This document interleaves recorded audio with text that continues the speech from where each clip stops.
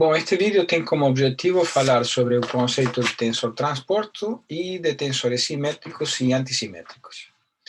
O conceito de transposição de um vetor diz respeito à seguinte operação. Vamos definir o conceito de tensor transposto, ou melhor dito, a entidade transposta de um tensor.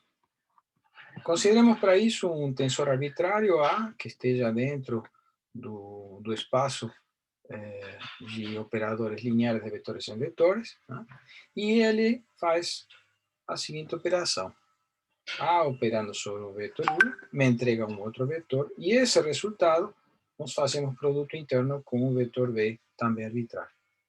O resultado disso é um número. Dizemos que existe um outro operador, conhecido como transposto de A, que tem a propriedade de entregar um número fazendo a seguinte operação. O transposto opera agora sobre o tensor V, e o resultado, que é um vetor, faz produto interno com U, de maneira a entregar como resultado o mesmo número escalar que a operação à esquerda da igualdade. Então, esta é, em si, a definição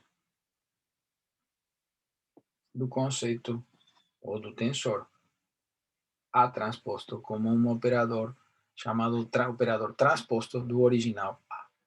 Isso significa que, dado um vetor U, o vetor resultante de operar ele através do tensor A entrega este outro vetor, que vamos chamar de AU, e ele finalmente faz um produto interno com um terceiro, que vamos chamar aqui de V.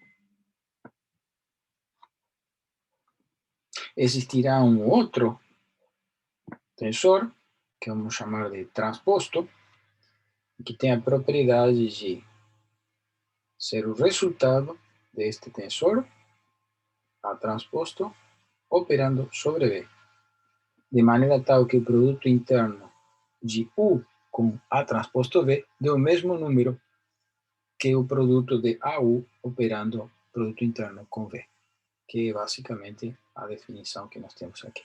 A particularização em componentes dessa operação é bastante simples e resulta em uma expressão muito conhecida. Tomemos esta operação e executemos-la sobre os vetores ou versores da base, de maneira tal que tomemos EI, produto interno com A, operando sobre o vetor EJ. Então, pela própria definição, esta é a mesma coisa que EJ, produto interno com A transposto, operando sobre o versor EI. Da definição de componentes, percebemos que isso que está aqui não é outra coisa que a componente AIJ de esse tensor. E do outro lado, e a igualdade continua valendo, nós teremos a componente JI do tensor transposto. A rigor, uma forma de explicitar isto é colocar da seguinte forma. Este é o tensor A, componente IJ. E o que temos à direita é o tensor transposto a componente JI. Então, o resultado final é a relação de troca de linhas e colunas da matriz que contém os componentes desse tensor na base. Então, um exemplo típico é dispor, por exemplo, de uma matriz de componentes de um tensor A, que está dada pelos números 1, 2, 3,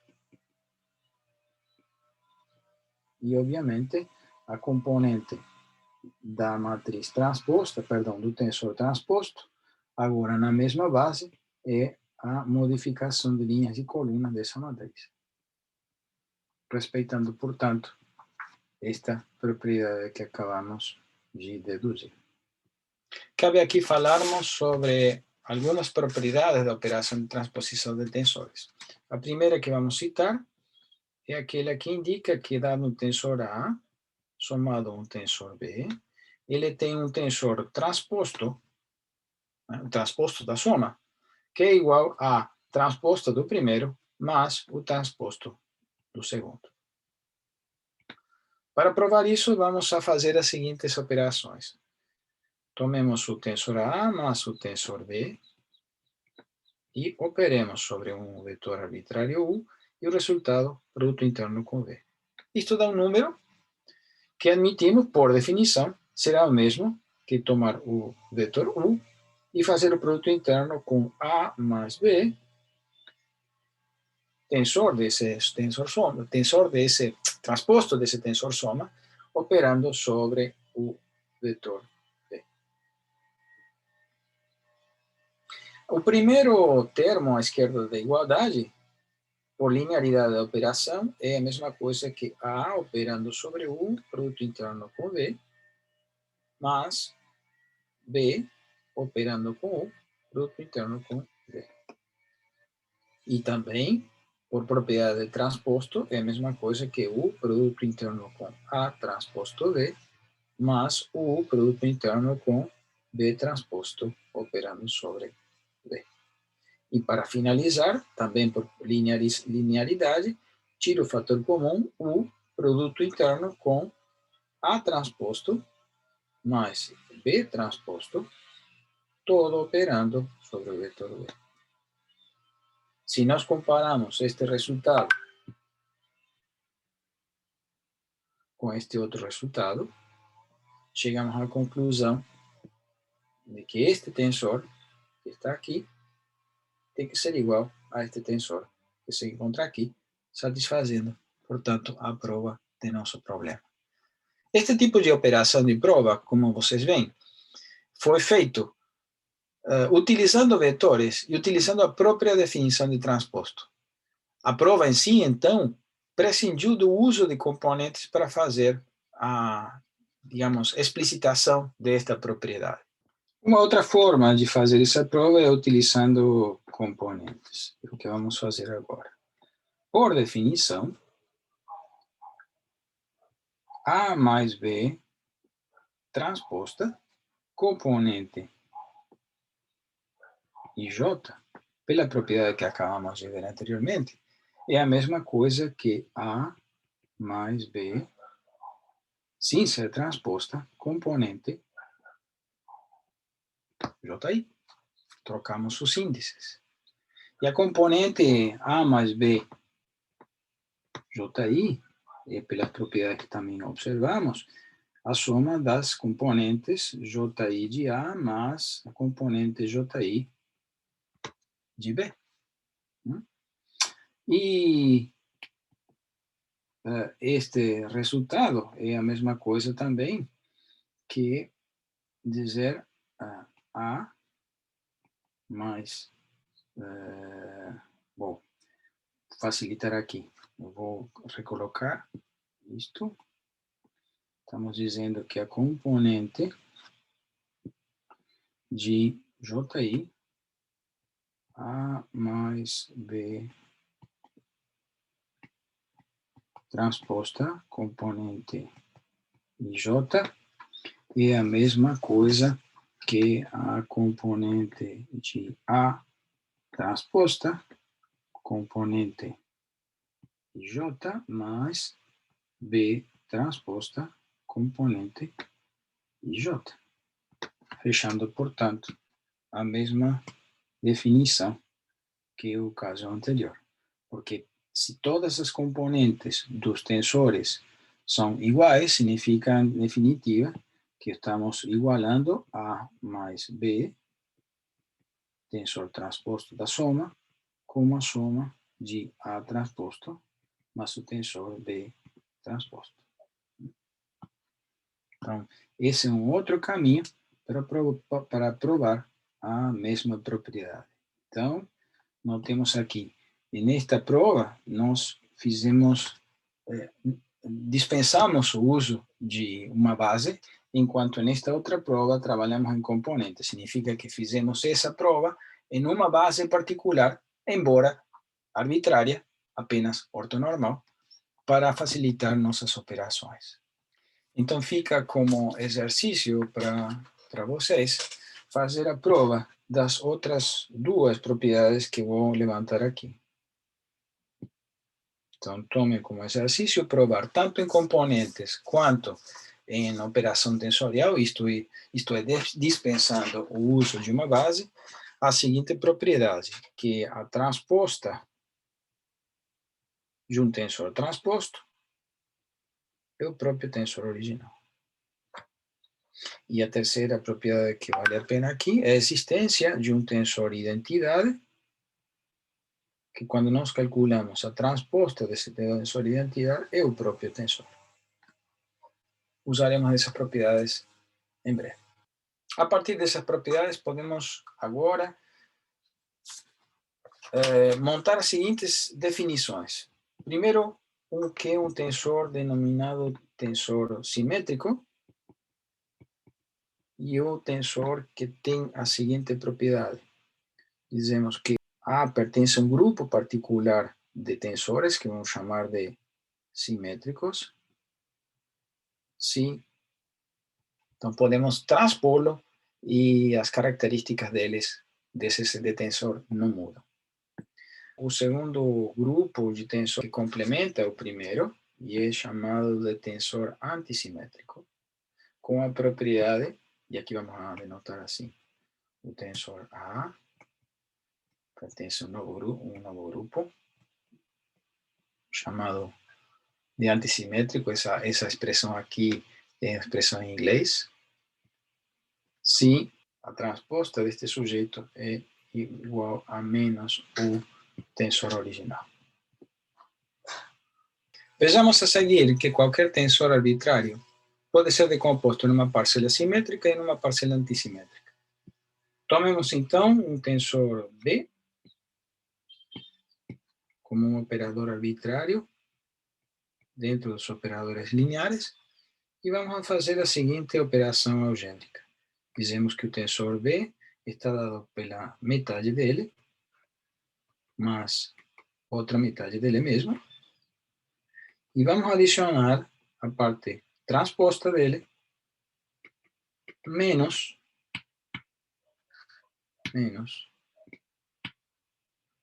a mesma contribuição, B transposta sobre 2. É evidente que nessa operação voltamos à definição original do tensor B.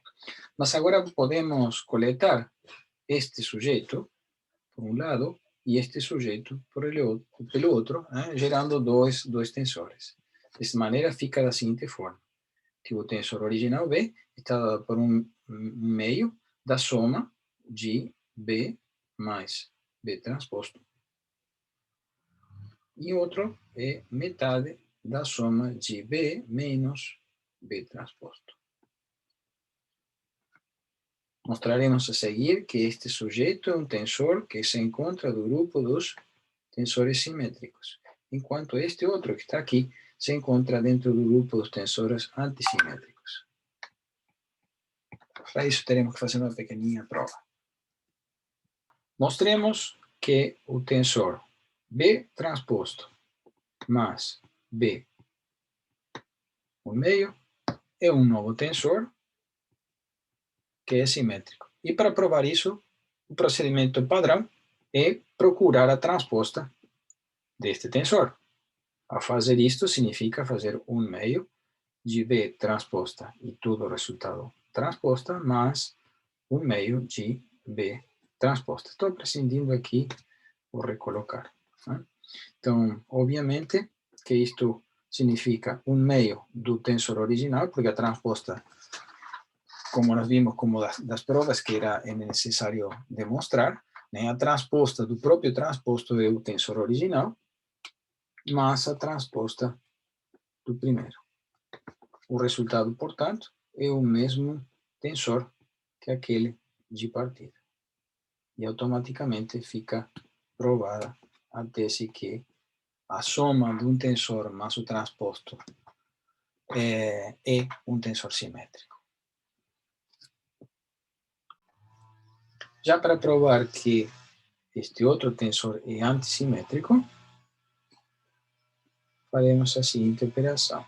1/2 de B transposto menos, perdão, B menos B transposto. Argumentamos que este indivíduo, este tensor, tem as propriedades de um tensor antissimétrico. Então, o que devemos fazer? Procurar o transposto dele.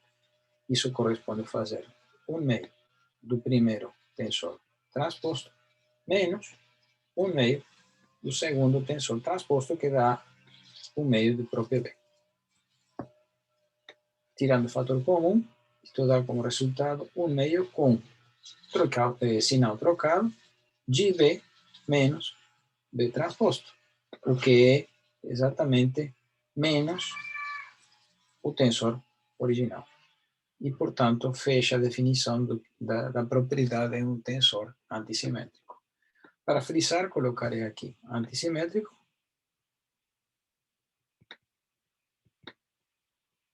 Essa é a propriedade, enquanto este outro é um tensor simétrico.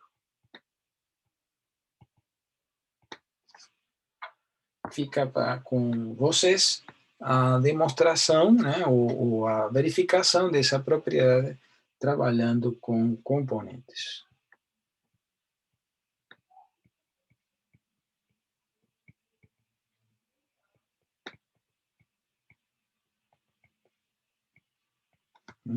Chegaremos às conclusões que o tensor simétrico, a componente B e J, se ele é simétrico, é igual a componente BJI para todo B que esteja no grupo dos tensores simétricos.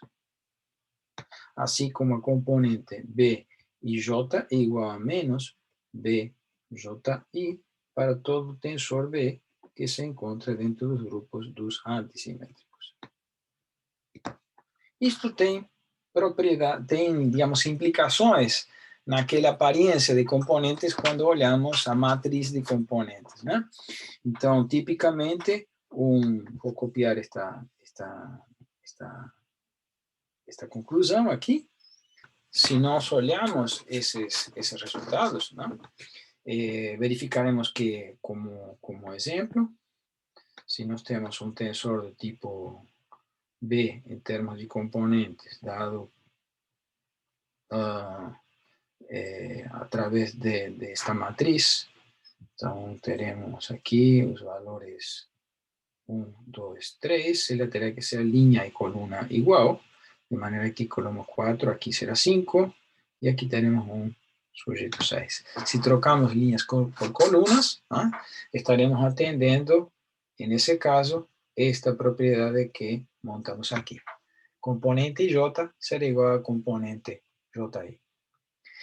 Isso tem uma implicação, porque se lembramos a propriedade onde dizíamos que o tensor B estava dado por a somatória em I de uma somatória em J de componentes B e J, é I tensor EJ. Notemos que, neste caso, a quantidade de coeficientes que posso ter como escolha para compor esse vetor não é igual a 9. Não teremos essa liberdade para a escolha, porque temos como uma amarração, como uma restrição, a propriedade de que este número tem que ser igual a este, que este tem que ser igual a este e que este tem que ser igual a este. Então, a única possibilidade é termos apenas 6 contribuições nessa soma, realmente independentes, e que correspondem à montagem dessas primeiras 6 componentes, por exemplo, supradiagonais na matriz. Em outras palavras, a dimensão de um tensor simétrico não é mais 9 em termos de elementos de base, e sim apenas 6. De outra forma também de ajudar a compreender essa consequência é observar o que acontece com o tensor que poderíamos chamar de antissimétrico. Então, se temos um tensor A que se encontra dentro dos antisimétricos, as propriedades de esse tensor, perdão, não as propriedades, componentes desse tensor em uma base arbitrária terão o seguinte formato. Os termos de diagonal não podem ser diferentes do valor zero, porque se admito que a propriedade de A e J tem que ser igual a menos AJI, por se tratar de um tensor simétrico, os componentes de diagonal têm que ter um valor igual a menos o próprio valor, e o único escalar que satisfaz essa propriedade é o número zero. Então, necessariamente, os elementos do diagonal principal desse tensor antisimétrico tem que ser o valor zero. Já os termos de fora da diagonal, nem preciso colocar um número específico, posso colocar aqui um valor A e deste lado terá que ser menos A. Aqui teremos um B e aqui um menos B, e se aqui temos um C, deste lado terá que ser menos C.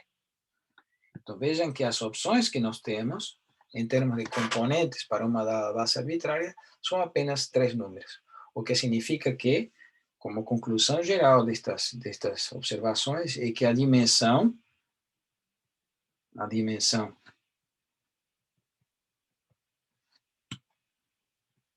do tensor B, que tem a propriedade que B igual a B transposto, é 6. E a dimensão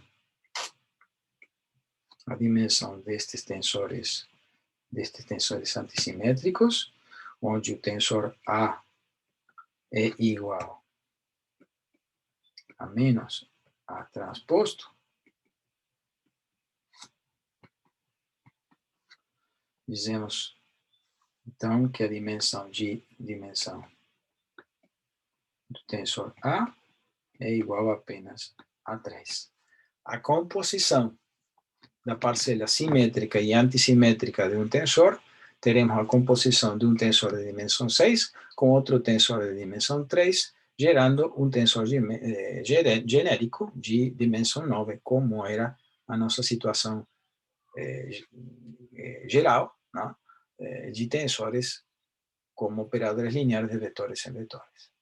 Para concluir en estas propiedades, vamos a reforzar, dado un tensor A, que é um operador linear de vetores em vetores e que tem uma dimensão genérica de tamanho 9, esse próprio tensor pode ser decomposto em uma parcela assimétrica, vamos chamar de A supra S, para indicar que a parte simétrica é definida como A mais A transposta sobre 2. E uma parcela antissimétrica, aqui vou chamar de sim, e aqui de SKW, que é o tensor A menos a transposto dele, dividido 2.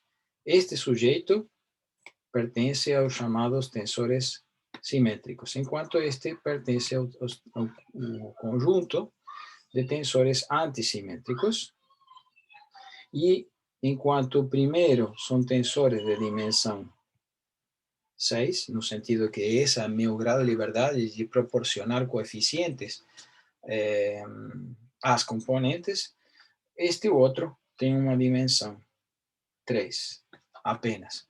O que torna esse último antissimétrico, em alguma medida, similar ou correlacionável com o vetor, que é o assunto que passaremos a discutir.